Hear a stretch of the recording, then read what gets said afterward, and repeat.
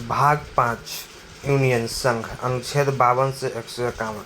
राष्ट्रपति। राष्ट्रपति का ट्रिक होता है पकानी कोका दियोदशम। प से राष्ट्रपति का पद, क से कार्यपालिका प्रमुख, नि से निर्वाचन, को से कोटा, का से कार्यकाल, दू से दोबारा निर्वाचन, यो से योग्यता, दशम में द से दशा, स से शपथ और म से महाभियोग।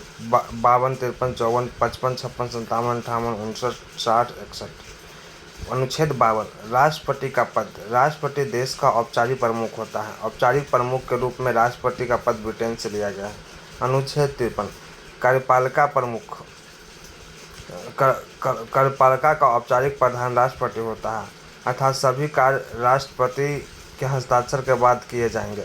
कार्यपालिका का वास्तविक प्रधान पीएम होता है। अनुच्छेद 54। राष्ट्रपति का निर्वाचन। इसका निर्वाचन एकल संक्रमणीय अनुपातिक पद्धति द्वारा प्रत्यक्ष रूप से गुप्त मतदान होता है। अनुपातिक पद्धति इस मतदान द्वारा चुनाव में खड़े सभी उम्मीदवारों को वरीयता क्रम में वोट देना होता है। एकल संक्रमण में इसके द्वारा सबसे कम मत पाए उम्मीदवार को वोट लेकर अधिक वोट पाए उम्मीदवार को वोट जोड़ दिया जाता है। प्रथम चरण की मतगणना। इसमें उम्मीदवार की पहली वरीयता सूची गिनी जाती है। द्वितीय चरण। इसमें द्वितीय वरीयता सूची गिनी जाती है। यह प्रथम चरण के मत के बराबर होने के बाद होता है। बीबी गिरी के निर्वाचन के समय द्वितीय चरण की मतगणना हुई थी। अप्रत्यक्ष मतदान। राष्ट्रपति के निर्वाचन में जनता भाग नहीं लेता, बल्कि जनता द्वारा चुने गए प्रतिनिधि भाग लेते हैं। राष्ट्रपति के निर्वाचन मंडल। राष्ट्रपति के निर्वाचन मंडल में लोकसभा, राज्यसभा तथा सभी 29+2 दिल्ली प्लस पुडुचेरी के निर्वाचित सदस्य भाग लेते हैं। विधान परिषद राज्यसभा के 12 मनोनीत सदस्य तथा लोकसभा के 2 एंग्लो इंडियन राष्ट्रपति के निर्वाचन में भाग नहीं लेते हैं। मुख्यमंत्री जब विधान परिषद का सदस्य होगा तो वह राष्ट्रपति के निर्वाचन में भाग नहीं लेगा। 69वां संशोधन 1990 द्वारा दिल्ली तथा पांडिचेरी में विधानसभा का गठन किया गया। 17वां संशोधन 1990 द्वारा राष्ट्रपति के निर्वाचन मंडल में दिल्ली तथा पांडिचेरी को राष्ट्रपति के निर्वाचन मंडल में शामिल किया गया। संसद में सीट होता है संसद के लोकसभा और राज्यसभा। लोकसभा में 545 सीट और राज्यसभा में 245 सीट। विधानसभा में 29 सीट और विधान परिषद में 1/6 भाग नहीं लेते हैं, क्योंकि पूरा विधान परिषद भाग नहीं लेते हैं क्योंकि पूरा राज्य में विधान परिषद नहीं है। इसलिए एक एमएलए के वोट का वैल्यू बराबर एक एमएलए बराबर राज्य की जनसंख्या बटा राज्य का एमएलए गुणे 1000। एक एमएलए के वोट का वैल्यू बराबर एक एमएलए के वोट बटा कुल सांसद की संख्या। भारत में 29 राज्य के वोट मिलाने पर एक एमएलए का कुल वोट 5,49,495 वोट आता है, जबकि एमपी का कुल 5,49,498 के लगभग आता है। इस प्रकार राष्ट्रपति चुनाव में 11 लाख वोट पड़ते हैं। राष्ट्रपति का जमानत राशि। चुनाव लड़ने से पूर्व राष्ट्रपति को 15,000 रुपये जमानत के रूप में आरबीआई के पास रखनी होती है। यदि राष्ट्रपति के 1/6 भाग से कम वोट मिलेगा तो राष्ट्रपति की जमानत जब्त हो जाएगा। ठीक है।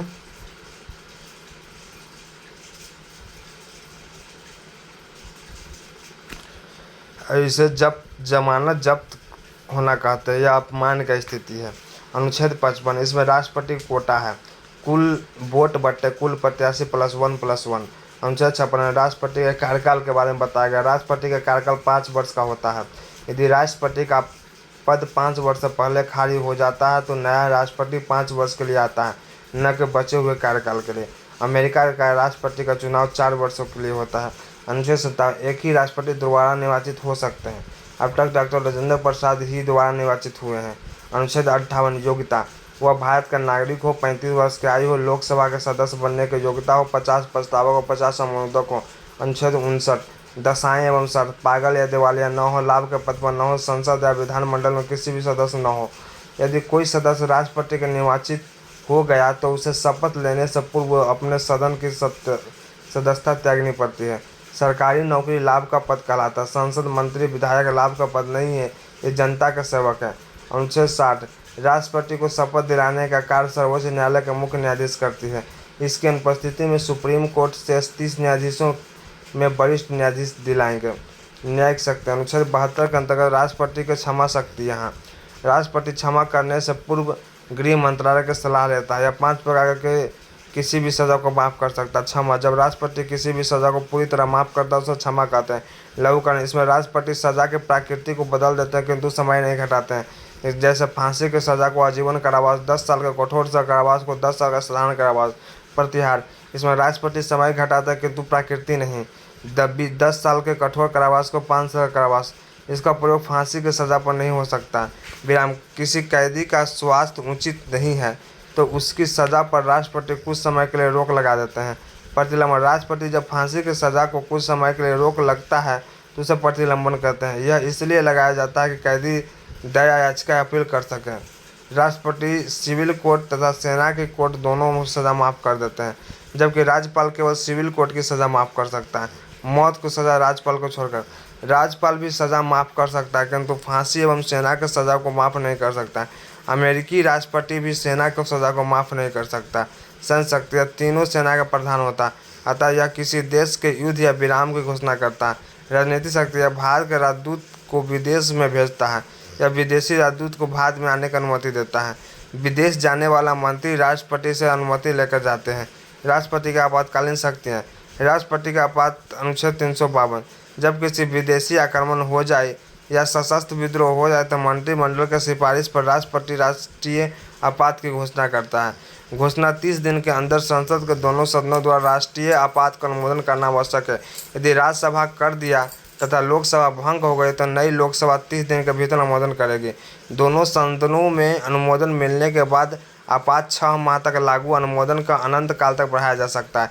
यदि राष्ट्रपति बिना मंत्रिमंडल के सिफारिश पर आपात लागू कर देता है तो इसकी चुनौती सुप्रीम कोर्ट में दी जा सकती है। राष्ट्रीय आपात का प्रभाव, इसमें मूल अधिकार स्थगित कर दिया जाता है। देश की संघीय ढांचा प्रभावित हो जाता है। अनुच्छेद 352 जब लागू रहता है तब अनुच्छेद 358 स्वतः लागू हो जाता है। दी गई विभिन्न प्रकार की स्वतंत्रता को स्थगित कर दी जाती है। अनुच्छेद 359 आपातकाल के दौरान राष्ट्रपति को यह अधिकार देता है कि वह अनुच्छेद 20 या 21 को छोड़कर किसी भी मूल अधिकार को स्थगित कर दे। राज्य सरकार शक्ति विहीन हो जाती है। संसद राज्य की सूची के विषय में कानून बना सकता है किंतु यह प्रभावी केवल 1 साल तक रहेगा।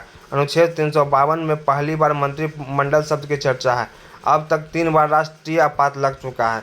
1962 के चीन के युद्ध के समय, 1971 के बांग्लादेश के संकट, 1975 में आंतरिक अशांति। इसमें लोकसभा का कार्यकाल 1 वर्ष के लिए बढ़ा दिया जाता है। राजकीय आपात या राष्ट्रपति शासन, यह तब लाया जाता है जब राज्य का संवैधानिक ढांचा विफल हो जाता है। अनुच्छेद 355 कहा गया है कि प्रत्येक संविधान के अनुरूप शासन कर प्रत्येक राज्य संविधान के अनुरूप शासन करेगी, ठीक है, अर्थात बहुमत की सरकार द्वारा ही शासन होगा। अनुच्छेद 355 में कहा गया कि राज्य केंद्र सरकारों के दिशा निर्देश पर कार्य करेगी। यदि 355 या 365 कोई का राज्य उल्लंघन करेगा तो राज्यपाल की सूचना पर मंत्रिमंडल के सिफारिश पर उसे राष्ट्रपति आपात लागू कर दिया जाता है। राजकीय आपात का अनुमोदन 60 दिन के भीतर करना अनिवार्य है। यदि राज्यसभा ने कर दिया, लोकसभा अनुमोदन से पहले भंग हो गई तो नई लोकसभा 30 दिन के भीतर करेगी। संसद के दोनों सदनों में अनुमोदन मिलने के बाद 6 माह तक लागू रहेगा। 6 माह कर का अधिकतम इसे 3 साल तक लागू किया जा सकता है। अपवाद के रूप में जम्मू कश्मीर है। राजकीय आपात 3 वर्ष से अधिक तक रहेगी।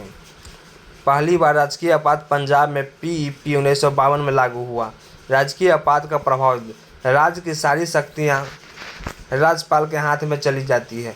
मुख्यमंत्री शक्ति विहीन हो जाते हैं। राज्य की विधि शक्तियाँ सांस के पास चली जाती है।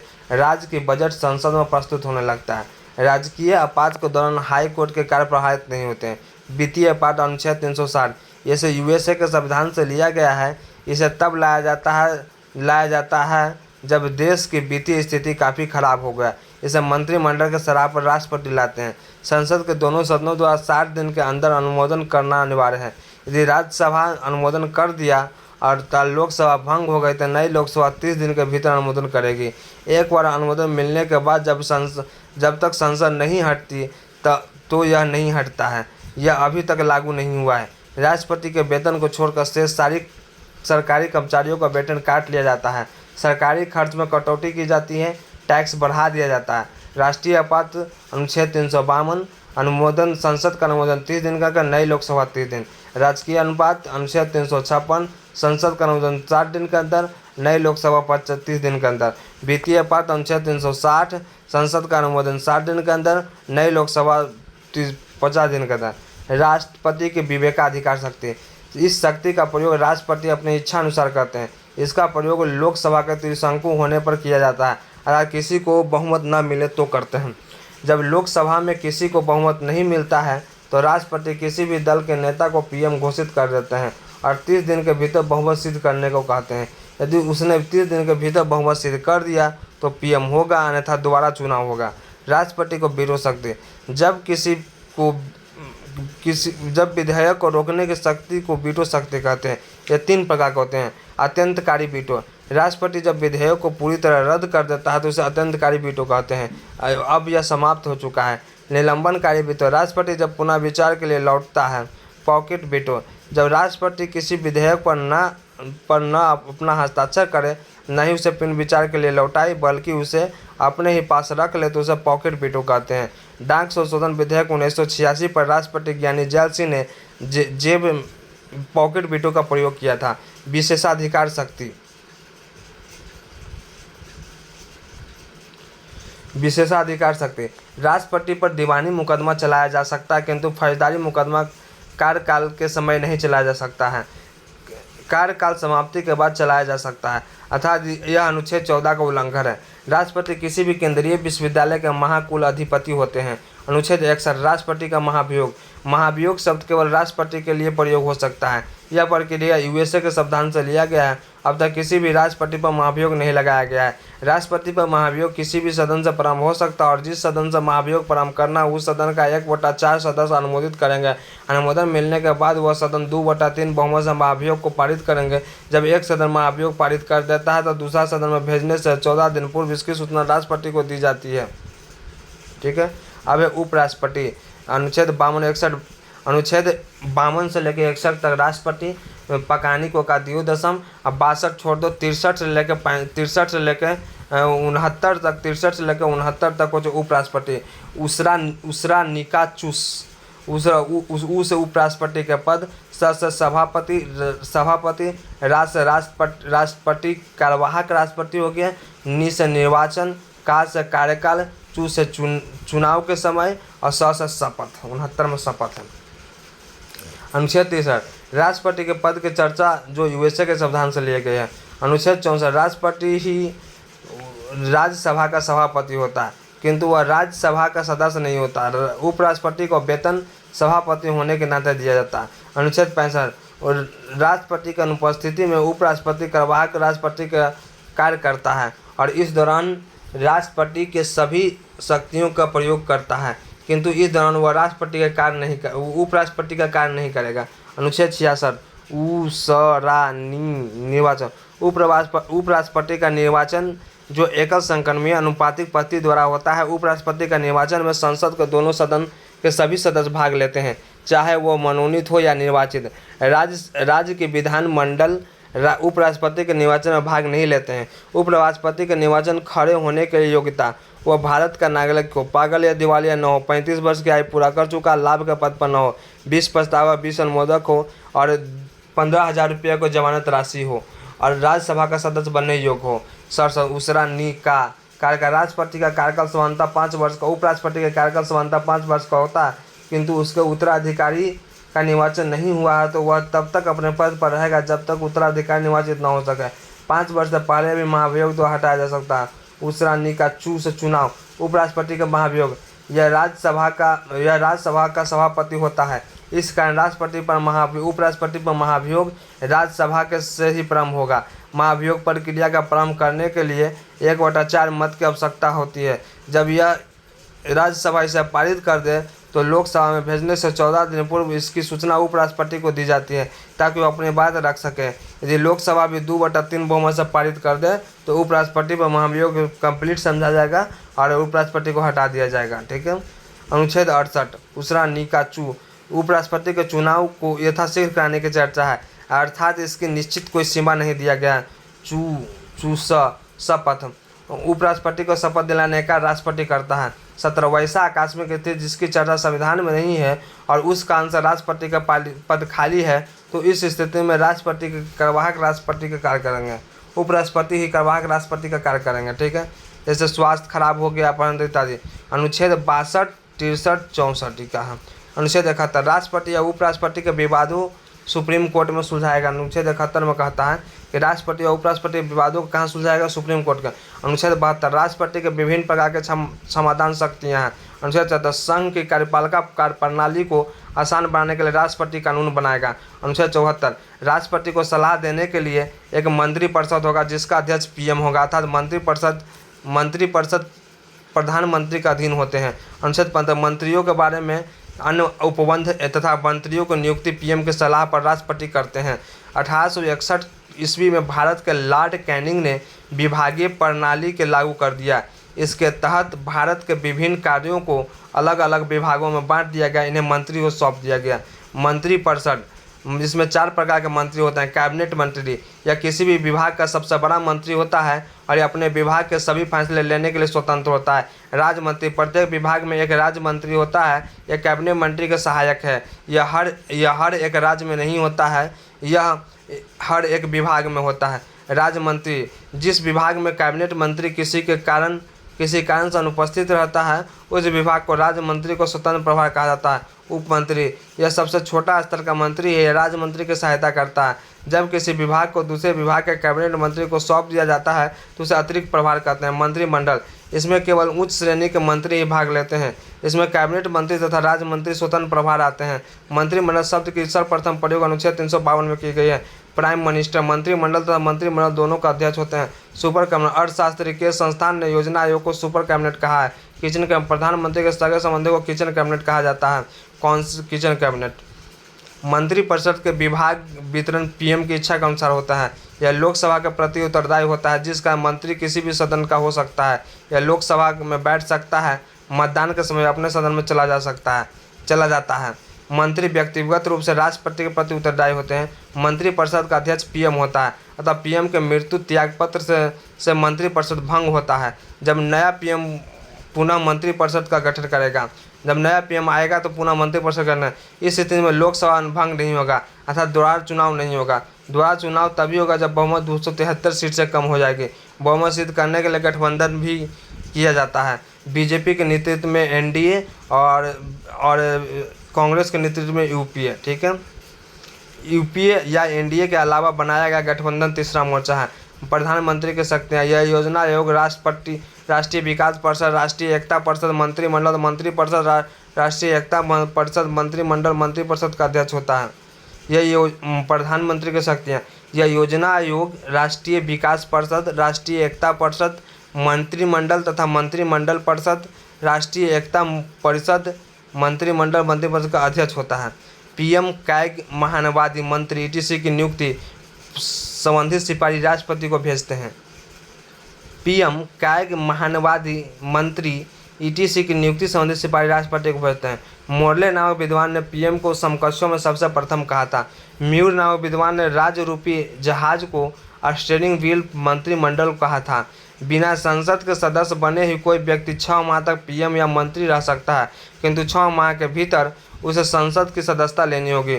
उप प्रधानमंत्री, वाइस प्रेसिडेंट, इसके बारे में संविधान में कोई स्पष्ट चर्चा नहीं है। यह राजनीतिक पद के उद्देश्य से बनाया गया है। जब पीएम देश से बाहर रहते हैं तो उप प्रधानमंत्री देश के नियंत्रण रखते हैं। जब उप प्रधानमंत्री नहीं रहता है तो गृह मंत्री देश पर नियंत्रण रखते हैं। अब तक 7 उप प्रधानमंत्री, सरदार पटेल, मोरारजी देसाई, चौधरी चरण सिंह, जगजीवन राम, बीबी चौहान, देवीलाल, लालकृष्ण आडवाणी, ठीक है। महान्यवादी, अटॉर्नी जनरल, इसकी चर्चा अनुच्छेद 76 में है। यह केंद्र सरकार के प्रथम विधि अधिकारी होता है। यह संसद का सदस्य नहीं होता किंतु कार्यवाही में भाग लेता है। यह मतदान नहीं कर सकता है। यह पूर्णकालीन नहीं होता है, बल्कि यह राष्ट्रपति के प्रसाद पर्यंत होता है, जिस कारण यह निजी व्यक्ति का भी मुकदमा लड़ सकता है। इसे वेतन संचित निधि से नहीं मिलता है, बल्कि प्रधानमंत्री कोष से दिया जाता है। केंद्र सरकार पर भी किसी प्रकार के मुकदमे को महानवादी लड़ता है। यह मुकदमे को भारत के किसी भी न्यायालय में लड़ सकता है। इसकी योग्यता सर्वोच्च न्यायालय के जज के बराबर होती है। इसे सोसाइटी जनरल सहायक देता है। सोसाइटी जनरल को एडिशनल सोसाइटी जनरल सहायता देता है। वर्तमान में महानवादी केकू वेणुगोपाल हैं। अनुच्छेद 77 केंद्र सरकार के कार्यों का संचालन की चर्चा है, जो विभिन्न मंत्रालयों द्वारा संपन्न होता है। राष्ट्रपति इनके कार्यों को आसान बनाने के लिए कानून बनाएगा। अनुच्छेद 73 पीएम का यह कर्तव्य होगा कि संसद की कार्यवाही की जानकारी राष्ट्रपति को दे। अनुच्छेद 78 संसद संसद भवन का निर्माण एडविन लुटियन बेकार ने किया था। पार्लियामेंट शब्द फ्रांस से लिया गया है। संसद की जननी यूनाइटेड किंगडम, मतलब संसद के जननी ब्रिटेन को कहते हैं। संसद के 3 अंग है, लोकसभा, राज्यसभा, राष्ट्रपति। संसद के 2 सदन है, लोकसभा और राज्यसभा। संसद किसी भी अंतर्राष्ट्रीय संधि तथा समझौता को किसी भी राज्य में लागू कर सकता है बिना उस राज्य की अनुमति लिए हुए। संसद के बीच का भाग सेंट्रल हॉल कहलाता है। विदेशी अतिथि सेंट्रल हॉल में ही भाषण देते हैं। संसद का निर्माण सेंट्रल हॉल में बैठक होता है। संसद का निर्माण के समय सेंट्रल हॉल में ही बैठक हुआ था। इसमें 1000 से अधिक आदमी बैठ सकता है।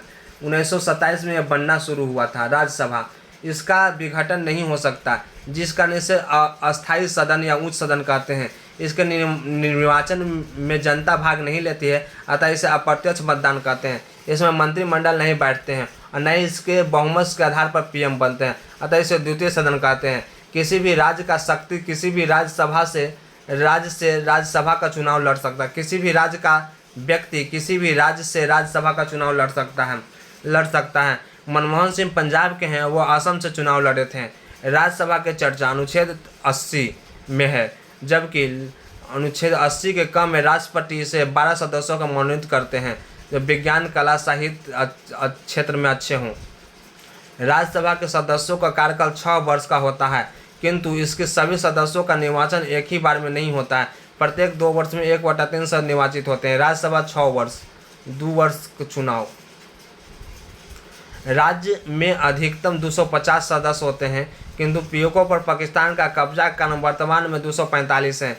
राज्य में निर्वाचित सदस्यों की संख्या 245 - 12 233 है। राज्यसभा सदस्य बनने की योग्यता: भारत का नागरिक हो, पागल या दिवालिया न हो, किसी लाभ का पद पर न हो, कम से कम 30 वर्ष की आयु। राज्य को शिक्षित तथा वृद्धों का सदन का राज्यसभा को शिक्षित तथा वृद्धों का सदन कहा जाता है। राज्यसभा की पहली बैठक 3 अप्रैल 1952 को हुई थी। उस समय इसका नाम काउंसिल ऑफ स्टेट था। 3 अगस्त 1954 को इसका नाम राज्यसभा कर दिया गया। राज्यसभा की विशिष्ट शक्तियाँ: उपराष्ट्रपति पर महाभियोग राज्यसभा से ही प्रारंभ होता है। जब लोकसभा भंग रहती है तो आपात का अनुमोदन राज्यसभा से ही होता है। अनुच्छेद 249 के तहत राज्य सूची के विषय में कानून बनाने का अधिकार राज्यसभा लोकसभा को देती है और दोनों मिलकर एक वर्ष के लिए कानून बना देता है। अनुच्छेद 312 के तहत नई अखिल भारतीय सेवा का सृजन का अधिकार राज्यसभा लोकसभा को देती है और दोनों मिलकर इस पर सेवा का सृजन करते हैं। भारतीय वन सेवा एग्जाम्पल में राज्यसभा की कमजोरी: बजट लोकसभा में प्रस्तुत होता है, राज्यसभा 14 अंक से अधिक नहीं रोक सकता है। मंत्रिपरिषद के प्रति उत्तरदायी नहीं होता है। मंत्रिपरिषद राज्यसभा के प्रति उत्तरदायी नहीं होता है। यदि विधेयक पर विवाद हो जाए तो संयुक्त अधिवेशन में लोकसभा की संख्या बल अधिक होती है, जिस कारण विधेयक लोकसभा की इच्छा अनुसार पारित होता है। लोकसभा अनुच्छेद 80 ये 5 वर्ष से पूर्व विघटित हो जाता है, जिस कारण से इसे अस्थायी या निम्न सदन कहते हैं। इसे बहुमत के आधार पर पीएम बनते हैं तथा मंत्रिपरिषद लोकसभा में बैठता है और इसे प्रथम सदन कहते हैं। इसका चुनाव जनता सीधे करती है, अतः इसे प्रत्यक्ष सदन कहते हैं। इसे जनता के सदन भी कहते हैं। भारत का नागरिक किसी भी राज्य से लोकसभा का चुनाव लड़ सकता है। एक ही व्यक्ति 2 लोकसभा के सीटों से चुनाव लड़ सकता है, किंतु यदि दोनों को जीत गया तो एक सीट से त्यागपत्र देना होता है। नरेंद्र मोदी वडोदरा से बना रहे, जब एक सीट से त्यागपत्र देगा तो खाली सीट पर कराया गया चुनाव उपचुनाव कहलाता है। बचे हुए कार्यकाल के लिए होता है, अतः 6 माह के भीतर कराना होगा। लोकसभा का सदस्य बनाने के लिए योग्यता: भारत का नागरिक हो, पागल, दिवालिया, लाभ के पद पर न हो, आयु 25 वर्ष हो, अतः लोकसभा के युवाओं का सदन कहते हैं। लोकसभा की पहली बैठक 1952 में हुई। उस समय इसका नाम हाउस ऑफ पीपुल था। 1954 में इसका नाम बदलकर लोकसभा कर दिया गया। संविधान संशोधन के मुद्दे पर लोकसभा तथा राज्यसभा दोनों की शक्तियाँ समान हैं, विघटित नहीं होता है लोकसभा। अनुच्छेद 82 प्रत्येक गणना के बाद सीटों का संयोजन 10 लाख की जनगणना पर एक संसद की व्यवस्था है। वर्तमान में सीटों की संख्या 1971 की जनगणना पर आधारित है। 2002 में 84वें संशोधन में यह व्यवस्था किया गया कि लोकसभा तथा राज्यसभा में सीटों 2026 तक नहीं बदली जाएगी और यह बदली जाएगी तो 2001 की जनगणना पर आधारित होगी। यह व्यवस्था कुलदीप सिंह समिति द्वारा की गई थी। अनुच्छेद 83 सदन के अवधि की चर्चा है कि राज्यसभा अस्थायी सदन है, जबकि लोकसभा की अवधि 5 वर्ष है। अनुच्छेद 84 संसद की योग्यता, भारत का नागरिक हो, पागल या दिवालिया, लाभ के पद पर न हो, लोकसभा के लिए 25 वर्ष तथा राज्यसभा के लिए 30 वर्ष का आयु है। बहुत अनुच्छेद 85 इसमें सत्र के लिए आहूत तथा सत्रवासन की चर्चा है। अनुच्छेद 85 इसमें सत्र के लिए आहूत तथा सत्रवासन की चर्चा है। सत्र का आहूत, राष्ट्रपति जब विधेयक बनाने के लिए लोकसभा तथा राज्यसभा के सदस्य को बुलाते हैं तो इसे सत्र का आहूत कहते हैं। अनुच्छेद 50 में सत्र का आहूत तथा सत्रवासन की चर्चा। सत्रवासन, ये दोनों सदन कानून बना लेते हैं तो राष्ट्रपति सत्र समाप्त करते हैं, उन्हें वापस अपने क्षेत्र में भेज देते हैं। कार्यवाही स्थगित, अनुशासनहीनता तथा शोर शराबों के कारण संसद की कार्यवाही कुछ घंटा के लिए या कुछ दिन के लिए लोकसभा के अध्यक्ष तथा राज्यसभा के सभापति करते हैं। विघटन, राज्यसभा का विघटन नहीं होता बल्कि लोकसभा का विघटन होता है। लोकसभा का समय से पूर्व 5 वर्ष समाप्त हो जाना विघटन कहलाता है। यदि बहुमत 273 न हो या बहुमत का पीएम मंत्रिमंडल के प्रस्ताव पारित करके लोकसभा भंग या विघटित कर सकती है। संसद के सत्र, भारतीय संसद के 3 सत्र है। बजट सत्र फरवरी से मई में सबसे बड़ा होता है, मानसून सत्र जुलाई से अगस्त में, शीतकालीन से नवंबर दिसंबर में। संसद के इन्हीं 2 सत्रों के बीच अधिकतम 6 माह का अंतराल होता है। जब संसद का सत्र नहीं रहता है तब अस्थायी कानून राष्ट्रपति बनाता है। अनुच्छेद 86 राष्ट्रपति का अभिभाषण, राष्ट्रपति का अभिभाषण प्रत्येक वर्ष संसद की पहली बैठक अर्थात बजट सत्र की पहली बैठक में दोनों सदनों के संयुक्त रूप से संबोधित करते हैं। राष्ट्रपति का अभिभाषण मंत्रिमंडल के द्वारा किया गया है। अनुच्छेद 87 राष्ट्रपति का विशेष अभिभाषण, 5 वर्ष के बाद नवनिर्वाचित लोकसभा की पहली बैठक संयुक्त रूप से राष्ट्रपति संबोधित है। यह किसी भी सत्र में हो सकता है। अनुच्छेद 88 संसद के मंत्री या महानुवादी तथा विशेष प्रावधान है जिसके तहत मंत्री तथा महानुवादी किसी भी सदन में बोल सकता है किंतु महानुवादी मतदान नहीं कर सकता। मंत्री अपने सदन में जाकर वोट कर सकता है जिस सदन का वह सदस्य है। अनुच्छेद 89 इसमें राज्यसभा के सभापति तथा उपसभापति की चर्चा है।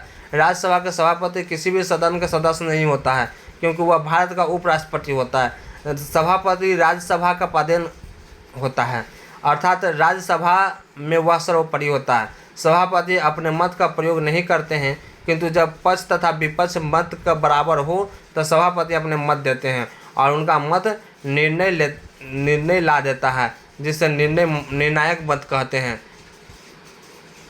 सभापति की अनुपस्थिति में उपसभापति कार्य करते हैं किंतु वह उपराष्ट्रपति का कार्य नहीं करते हैं।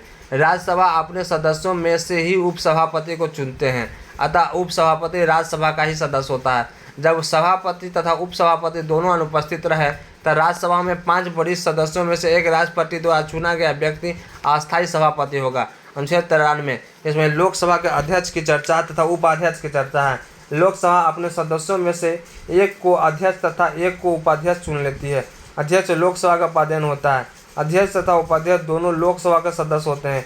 इन्हें हटाने के लिए लोकसभा का प्रस्ताव पारित करना होता है। प्रोपोर्शनल स्पीकर, यह अस्थायी अध्यक्ष होता है।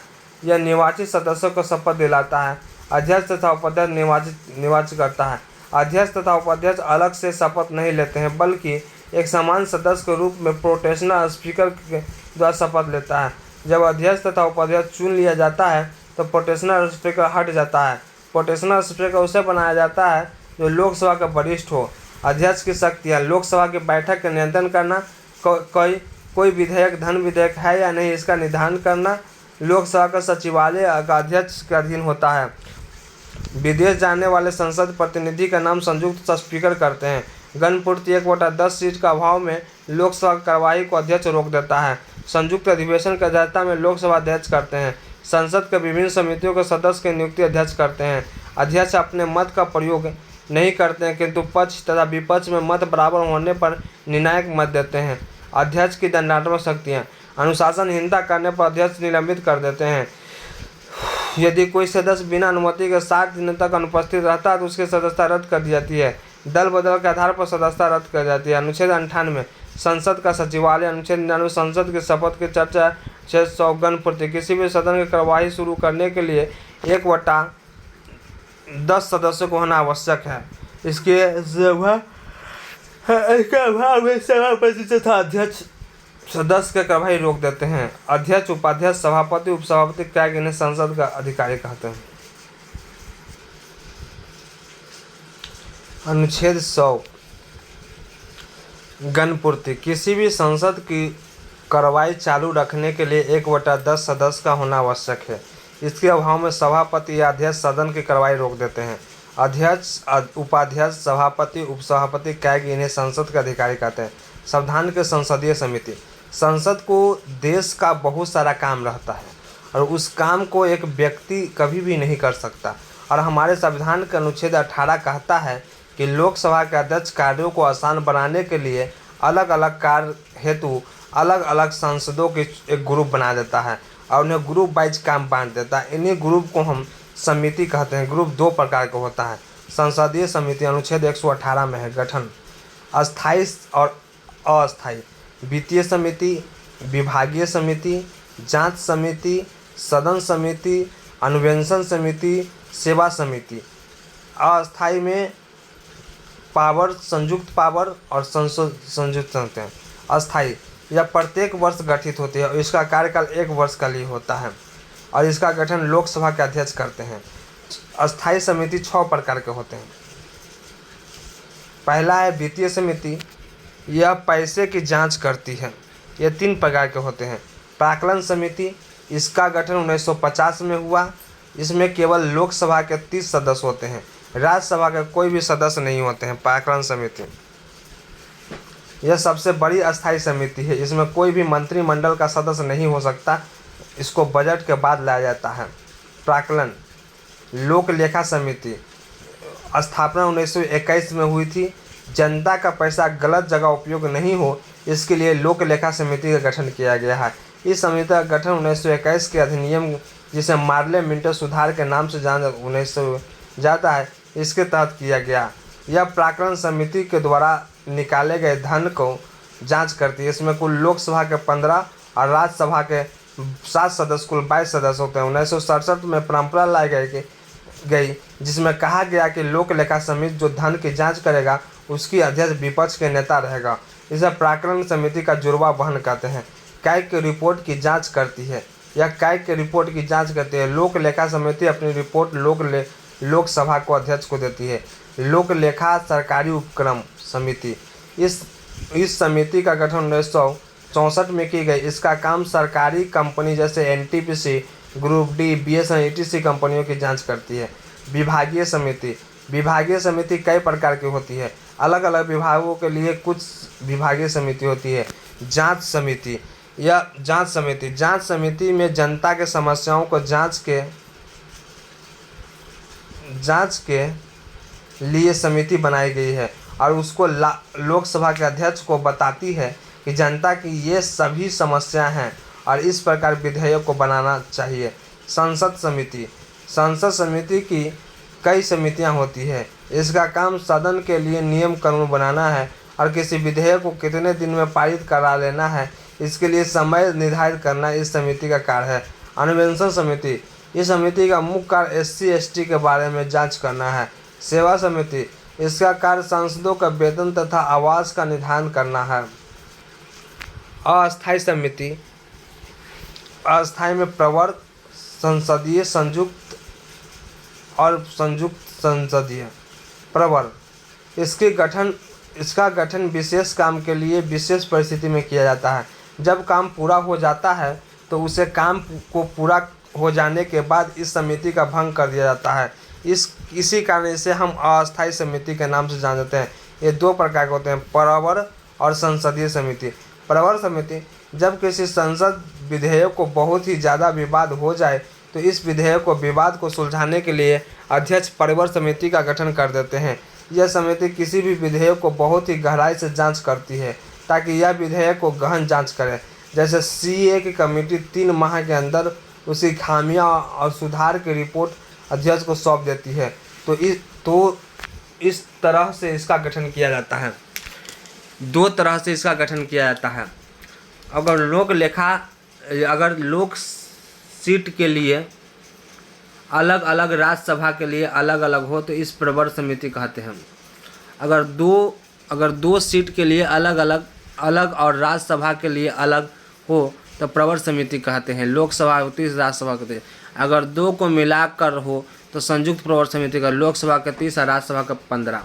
संसदीय समिति, इस समिति का काम किसी घोटाले की जांच करना है। बोफोर्स रफेला घोटाले की जांच। ये दोनों सदनों का गठन अलग अलग हुआ तो उसे संसदीय समिति कहते हैं। लोकसभा में 30, राज्यसभा में 30, यदि दोनों मिलाकर गठन किया गया है तो संयुक्त समिति कहते हैं। ऐसे जेपीसी कहते हैं। लोकसभा में 30, राज्यसभा में 45। संसद की कार्यवाही 11 AM से 6 AM। संसद की कार्यवाही 11 AM से 6 PM तक होता है। पहले 11 से 12 प्रश्नकाल, 12 से 1 शून्यकाल, 1 से 2 लंच, 2 से 4 प्रस्ताव व चर्चा। विशेषाधिकार, ध्यान आकर्षण, स्थानांतरण प्रस्ताव, धन्यवाद, निंदा, अविश्वास प्रस्ताव। जब संसद जब से काम करना शुरू किया और तब से उसका कार्य बंद नहीं हुआ, इसी बीच के समय को संसद की कार्यवाही कहते हैं। इस खंड को 2 भाग में बांटते हैं। पहला प्रश्नकाल 11 से 12 और शून्यकाल 12 से 1। प्रश्नकाल 11 से 12 यह नाम से ही स्पष्ट है, इसमें प्रश्न पूछे जाते हैं। इस प्रश्नकाल में जो भी प्रश्न पूछे जाते हैं उन्हें कम से कम 10 दिन पहले सूचना संसद को अधिकारी महासचिव को दी जाती है। इसमें 4 तरह के प्रश्न पूछे जाते हैं। इसमें 3 तरह के प्रश्न सदस्य मंत्री से पूछता है। तारांकित प्रश्न, इसमें मौखिक प्रश्न पूछे जाते हैं। इसमें एक दिन में 20 प्रश्न पूछ सकते हैं और एक सदस्य अधिकतम 5 प्रश्न पूछ सकते हैं।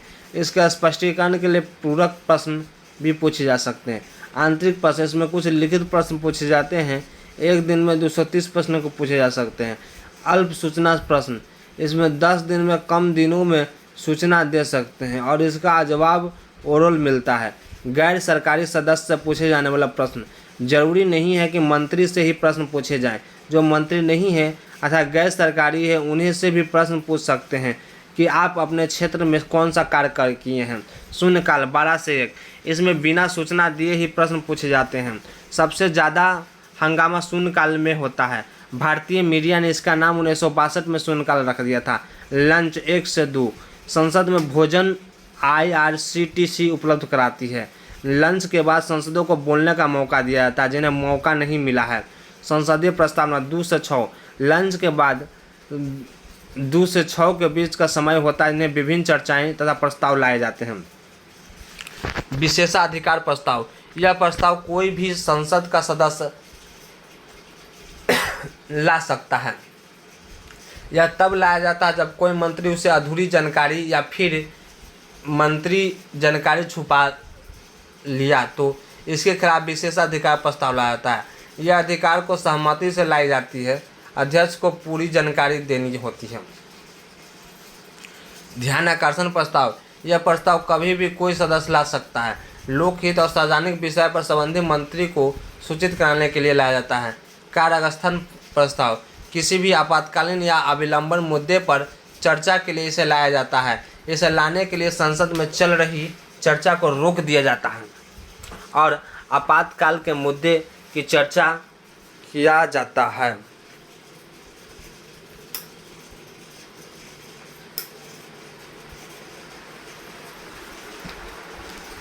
आपातकाल के मुद्दे की चर्चा किया जाता है। विदेशी आक्रमण स्थगन प्रस्ताव लाने के लिए कम से कम 50 सदस्यों की सहमति आवश्यक है। इस पर 2.5 घंटे की चर्चा चलती है। अल्पकालीन चर्चा, यह कार्य स्थगन प्रस्ताव का समान ही होता है। इस पर चर्चा 2 घंटे की होती है। इसमें चर्चा सार्वजनिक महत्व के विषय पर होता है। अध्यक्ष द्वारा इसके लिए सप्ताह की शुरुआत का दिन का समय देता है। आधे घंटे की चर्चा, इसमें सार्वजनिक महत्व के विषय पर चर्चा होती है। अध्यक्ष द्वारा इसके लिए सप्ताह के 3 दिन के समय आधे घंटे के लिए दिया जाता है। धन्यवाद प्रस्ताव, राष्ट्रपति के अभिभाषण के बाद उस पर धन्यवाद प्रस्ताव पारित किया जाता है। धन्यवाद प्रस्ताव पारित करने के लिए कम से कम 50% सदस्यों की सहमति होनी चाहिए। अगर धन्यवाद प्रस्ताव पारित नहीं हो पाया तो मंत्रिपरिषद को त्याग पत्र देना पड़ता है। निंदा प्रस्ताव, यह समस्त मंत्रिपरिषद या किसी मंत्री के विरुद्ध लाया जाता है। इसे 50% से अधिक मत से पारित होने पर मंत्रिपरिषद को त्याग पत्र देना होता है।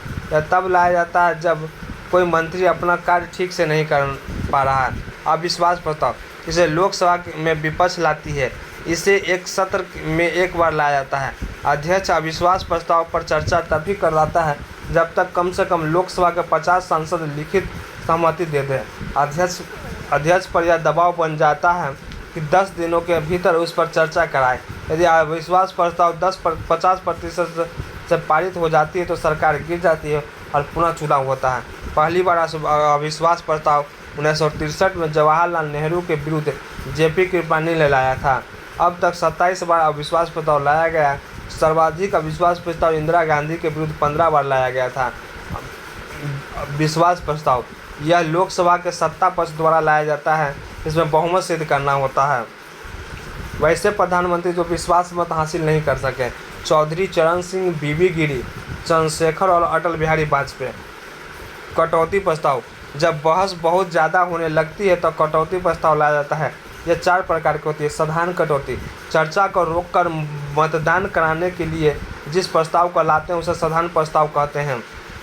घटकों में कटौती जब सारे प्रावधान में केवल महत्वपूर्ण प्रावधान की चर्चा कराई जाती है तो ऐसे प्रावधान को घटकों की कटौती कहा जाता है। कंगारू कटौती वह प्रावधान जिसमें छोड़ के कुछ बिंदुओं पर ही चर्चा की जाए उसे कंगारू कटौती कहते हैं। सभी समिति तथा प्रस्ताव की चर्चा अनुच्छेद 118 में है।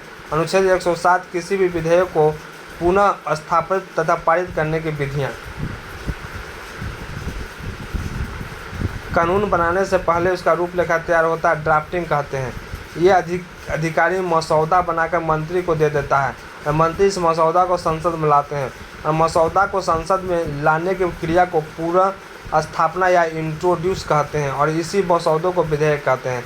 यह विधेयक जैसे ही संसद में आएगा तो संसद के दोनों सदन या तो पहले लोकसभा में जाएगा या तो राज्यसभा में। जैसे यह विधेयक बिल संसद में जाता है तो पहले संसद इसे पुनः स्थापन या प्रस्तुत किया जाता है। उसके इस विधेयक पर चर्चा होती है। इसके बाद उस विधेयक पर मतदान होगी। जब मतदान हो गया तो एक सदन में विधेयक पारित हो जाएगा। फिर यह दूसरे सदन में भेजा जाएगा। फिर वहाँ प्रस्तुत किया जाएगा। फिर उस पर भी चर्चा होगी। उस पर भी मतदान होगा। मतदान होने के बाद विधेयक पारित हो जाएगा और इस प्रकार कच्चा मसौदा जो संसद में आया और पारित होने के बाद बिल या विधेयक कहलाएगा। उसके बाद बिल राष्ट्रपति के पास जाता है। राष्ट्रपति इस विधेयक पर साइन भी कर देते हैं और लौटा भी सकते हैं। जब राष्ट्रपति इस पर साइन कर देते हैं तो एक्ट या कानून बन जाता है। कौन विधेयक किसका सभा से शुरू होता है? लोकसभा बजट विधेयक, धन विधेयक, वित्त विधेयक। राज्यसभा अखिल भारतीय सेवा, राज्य सूची के कानून, उपराष्ट्रपति पर महाभियोग। अनुच्छेद 108 संयुक्त अधिवेशन। इसमें संसद के संयुक्त अधिवेशन की चर्चा ये ऑस्ट्रेलिया से लाया गया है। यह तब बुलाया जाता है जब लोकसभा और राज्यसभा दोनों सदनों में विवाद हो जाए तो राष्ट्रपति संयुक्त अधिवेशन में बुलाते हैं। इसकी अध्यक्षता लोकसभा के अध्यक्ष करता है। 3 परिस्थितियों में संयुक्त अधिवेशन बुलाया जाता है। पहला, एक सदन द्वारा पारित विधेयक दूसरा सदन अस्वीकार कर दे। एक सदन द्वारा पारित विधेयक को दूसरा सदन 6 माह से अधिक के लिए रोक दे। एक सदन द्वारा दिया गया सुझाव दूसरा सदन मानने से इनकार कर दे। संसद संशोधन, धन विधेयक, महाभियोग पर संयुक्त अधिवेशन नहीं आ सकता है। अब तक 3 बार संयुक्त अधिवेशन बुलाया गया है। 1961 कुछ करा, संविधान संशोधन, धन विधेयक, महाभियोग पर संयुक्त अधिवेशन नहीं आ सकता है। अब तक 3 बार संयुक्त अधिवेशन बुलाया गया है। दहेज उन्मूलन 1961, बैंकिंग सुधार 1978 और कोटा 2002। अटल बिहारी वाजपेयी। संयुक्त अधिवेशन में लोकसभा की संख्या बल अधिक होती है जिस कारण विधेयक लोकसभा की इच्छा अनुसार पारित हो जाता है।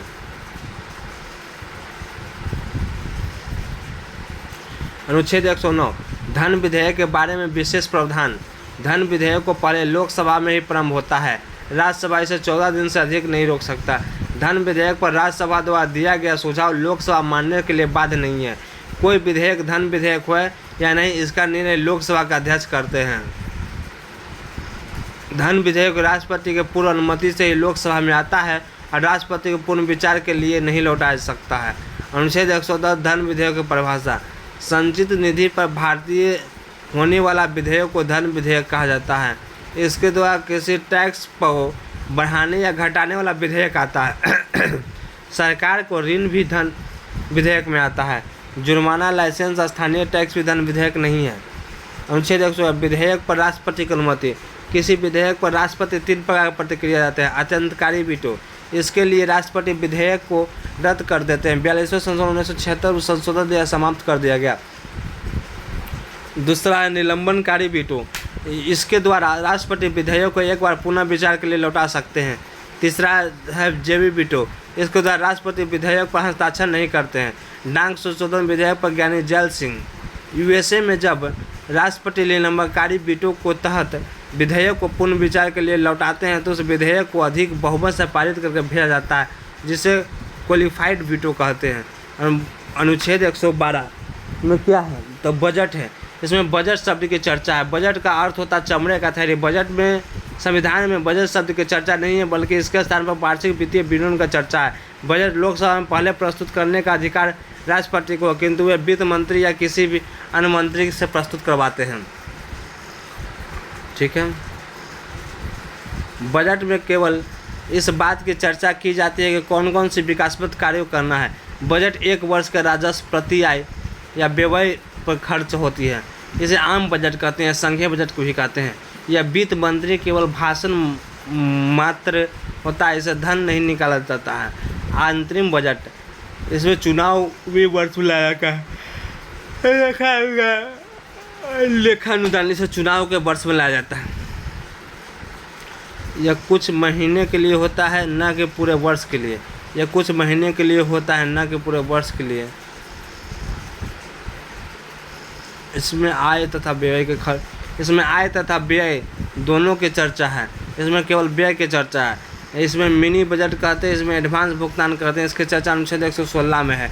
इसके लिए विनियोग विधेयक की आवश्यकता होती है। अनुच्छेद 113 प्राक्कलन, बजट में किए गए घोषणाओं में कितना खर्च आएगा, इसकी चर्चा प्राक्कलन में किया जाता है। अनुच्छेद 117 विनियोग विधेयक, प्राक्कलन में बताए गए धन निकालने के लिए संसद में विनियोग विधेयक पारित करना होता है। जब तक विनियोग विधेयक पारित न हो जाए तब तक धन नहीं निकलता है। इसी कारण संसद के राष्ट्रपति को धन का रक्षक कहा जाता है। अनुच्छेद 115 अतिरिक्त अनुदान, विनियोग विधेयक द्वारा दिया गया धन महंगाई के कारण कम पड़ जाता है, जिस कारण काम रुक जाता है। अतः काम पूरा करने के लिए अतिरिक्त धन को अतिरिक्त अनुदान नामक विधेयक लाया जाता है। पाटलिपुत्रा में बनने वाला दीघा पुल। बजट में कटौती, बजट में मांग को कम करने के लिए बजट में कटौती प्रस्ताव लाया जाता है। यह 3 प्रकार के होते हैं। नीतिगत कटौती, इसके द्वारा बजट को अस्वीकार कर दिया जाता है और अनुदान को रूप में 1 रुपये दे दिया जाता है। अर्थगत कटौती, इसके द्वारा बजट को कुछ भाग को कम कर दिया जाता है। सांकेतिक कटौती, इसके द्वारा बजट के असहमति दिखाया जाता है। बजट में 100 रुपये काट दिए जाते हैं। गिलोटिन, समय के अभाव में बजट की चर्चा को रोककर उस पर मतदान कराना गिलोटिन कहलाता है। इसका उद्देश्य बजट में होने वाले विलंब को रोकना है। अनुच्छेद 116 लेखानुदान, विनियोग विधेयक को पारित कराने में सरकार का समय लगता है, अतः सरकार काम जल्दी से प्रारंभ करने के लिए लेखा अनुदान के माध्यम से कुछ एडवांस पैसा निकाल लेती है। कभी कभी लेखा अनुदान तो पारित हो जाता है, किंतु विनियोग विधेयक पारित नहीं हो पाता है, जिस कारण काम अधूरा पड़ जाता है। अनुच्छेद 117 वित्त विधेयक, आगामी वर्ष में किए जाने वाला विकासात्मक कार्य को वित्त विधेयक कहलाता है। वित्त विधेयक लोकसभा या राज्यसभा दोनों में प्रस्तुत हो सकता है। अनुच्छेद 1(1) अनुच्छेद 120 संसद में प्रयोग किए जाने वाली भाषा। संसद में केवल हिंदी या अंग्रेजी प्रयोग हो सकते हैं। किसी भी संसद में दोनों ही भाषा ना आए तो वह अध्यक्ष या सभापति की अनुमति लेकर अपनी क्षेत्रीय भाषा बोल सकते हैं। अनुच्छेद 121 संसद में जजों का आचरण कार्य प्रणाली अर्थात चर्चा नहीं कर सकते हैं, किंतु उन पर महाभियोग लाया जा सकता है। अनुच्छेद 122 न्यायालय द्वारा संसद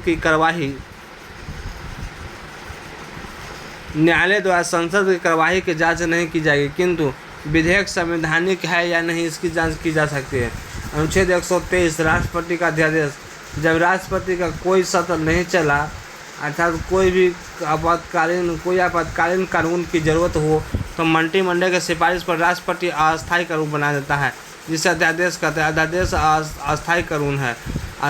राष्ट्रपति अध्यादेश को कभी भी वापस ले सकते हैं। एक राष्ट्रपति चाहे जितनी बार अध्यादेश ला सकता है। अध्यादेश को अधिकतम अंतराल 6 माह का होता है। यदि 6 माह के बीच कोई शर्त प्रारंभ हो जाए तो अध्यादेश की शक्ति मात्र 42 दिन रह जाएगी। अध्यादेश को अस्थायी कानून बनाने के लिए 42 दिन 6 महीने के भीतर संसद द्वारा इसे पारित करना होता है, अन्यथा अध्यादेश समाप्त हो जाता है। अनुच्छेद 213 में राज्यपाल अध्यादेश देते हैं। दोनों अध्यादेश अनुच्छेद 13 द्वारा न्यायिक समीक्षा किया जाता है। अध्यादेश आंतरिक रूप में स्वतंत्र लोकतंत्र के प्रतिकूल होता है।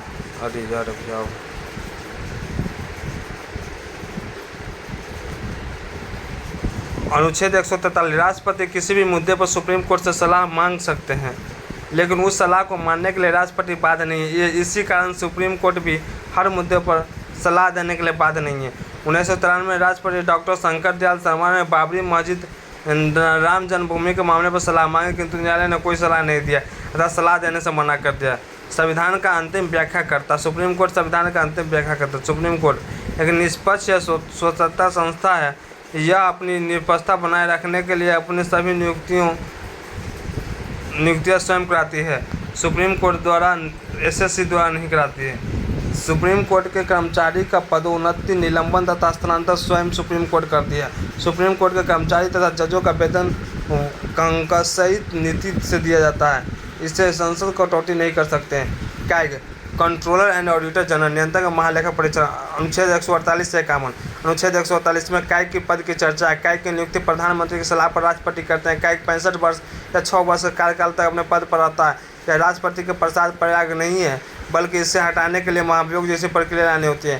कैग अपना त्यागपत्र राष्ट्रपति को देता है।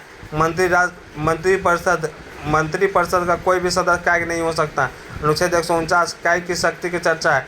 कैग भारत का लेखा विभाग का प्रधान होता है, अर्थात केंद्र या राज्य सरकार द्वारा किसी भी खर्च की जांच कैग कर सकते हैं। अनुच्छेद 150 कैग केंद्र तथा राज्य दोनों के लेखाओं की जांच कर सकता है। अनुच्छेद 151 कैग केंद्र तथा राज्य की जांच की रिपोर्ट राष्ट्रपति को सौंपते हैं। कैग की रिपोर्ट लोक लेखा समिति जांच करती है।